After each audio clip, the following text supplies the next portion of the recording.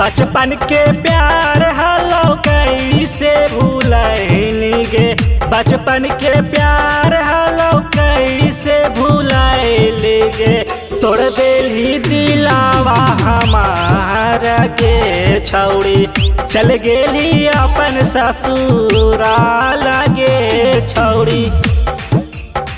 बचपन के प्यार हलो कैसे भूलैली गे। बचपन के प्यार हलो कैसे भूलैली गे। तोड़ देली दिलावा हमारा गे छौड़ी, चल गेली अपन ससुराल गे छौड़ी। दिलवा तोड़ के गेली ससुराल के छौड़ी, कबो न खुश रहमी तोर तोर भतार के छौड़ी, तोर भतार के छौड़ी। करो हनी वादा तोरा कबो न भूलैबौ रे। साथो जन्म तोरा साथ निभाइबौ रे।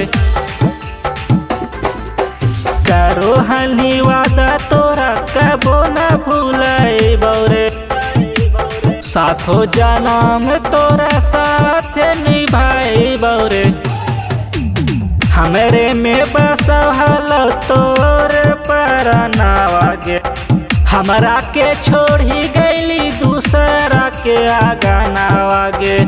तोड़ देली दिलावा हमारा गे छौड़ी, चल गेली अपन ससुराल गे छौड़ी।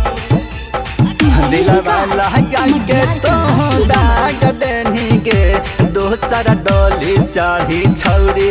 तू भाग गेनी गे, तू भाग गेनी गे। सपना तू तोड़ के तू चूर चूर कैली गे।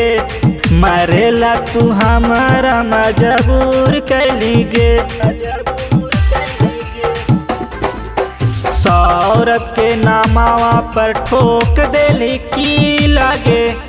लेके लाभार बास गली गाया जी लागे। यादा में पिया ही और सिकरेट गे छौड़ी।